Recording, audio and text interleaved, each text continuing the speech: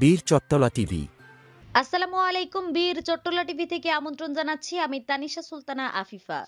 উপকারের প্রতিদানে এমন ভয়াবহ প্রতারণা স্বপ্নেও ভাবেননি সৌদি প্রবাসে শত শত মানুষের কর্মসংস্থান সৃষ্টিকারী সদা হাস্যোজ্জ্বল ও পরোপকারী প্রবাসী ব্যবসায়ী আব্দুল করিম।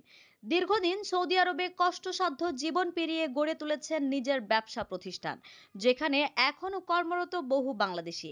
তার এ প্রতিষ্ঠান অনেকের জীবনে এনে দিয়েছে আশার আলো, কিন্তু আজ সেই আলোকে ঢেকে দিচ্ছে ঈর্ষার কালো ছায়ায়। আব্দুল করিমেরই এলাকার এক সময়ের ঘনিষ্ঠ ব্যক্তি মুহাম্মদ কামাল হোসেন, যিনি করিমের অসংখ্য উপকারভোগী, পরিণত হয়েছেন প্রতারণার প্রতিমূর্তিতে। সুযোগ সন্ধানী কামাল এক সময় করিমের ছায়াসঙ্গী ছিলেন, কিন্তু আজ সেই কামালই প্রতিশ্রুতির বিপরীতে করিমের সর্বনাশে বেপরোয়া হয়ে উঠেছেন। বিশ্বস্ত সূত্র, কল রেকর্ড ও ভুক্তভোগীর ভাষ্যমতে জানা যায়, কামাল হোসেন সৌদিতে আব্দুল করিমের ব্যবসায়িক সুনাম ও অবস্থানকে নষ্ট করার জন্য সৌদি মালিকের কাছে বারবার করিম সম্পর্কে মিথ্যা ও বিভ্রান্তিকর তথ্য সরবরাহ করেন। করিমের অবর্তমানে কর্মচারীদের ভয় ভীতি দেখিয়ে দোকানের চাবি কেড়ে নেন এবং সৌদি মালিকের সহায়তায় দোকানের মালপত্র ও নগদ অর্থ লুটে নেন বলেও অভিযোগ রয়েছে। এখানেই শেষ নয়, করিমের ঘরে সংরক্ষিত প্রায় 40,000 রিয়াল মূল্যমানের মালামালও আত্মসাৎ করতে তিনি কফিলকে পরামর্শ দেন এবং করিমকে জেল থেকে মুক্তি করার জন্য আরও 1 লাখ রিয়াল হাতিয়ে নেন। এমনকি করিমের ব্যবহৃত গাড়ির চাবি নিয়ে তা মালিকের হাতে তুলে দিয়ে মালিকের সঙ্গে মিলে করিমকে ফাঁসানোর ষড়যন্ত্রেও জড়িয়ে পড়েন।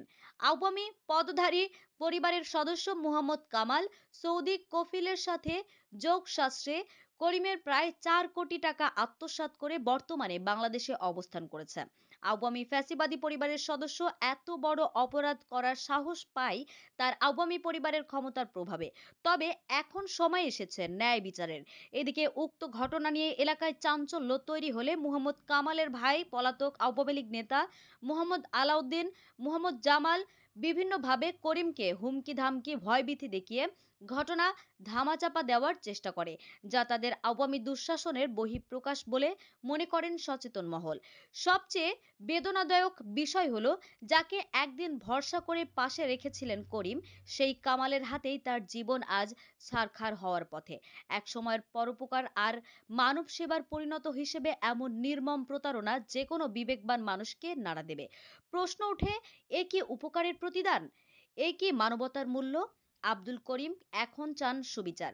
তিনি চান যারা তার শ্রম, ঘাম ও স্বপ্নের উপর আঘাত এনেছে তাদের বিচারের কাঠগড়ায় দাঁড় করানো হোক। সমাজের বিবেকবান মানুষদের প্রতি তার আহ্বান, এই অন্যায়ের বিরুদ্ধে সোচ্চার হন, ন্যায় বিচারের পথে পাশে থাকুন। আমাদের আরো আপডেট নিউজ পেতে চোখ রাখুন বীর চট্টলা টিভিতে। ফেসবুকে ফলো, ইউটিউবে সাবস্ক্রাইব করুন। বীর চট্টলা টিভি।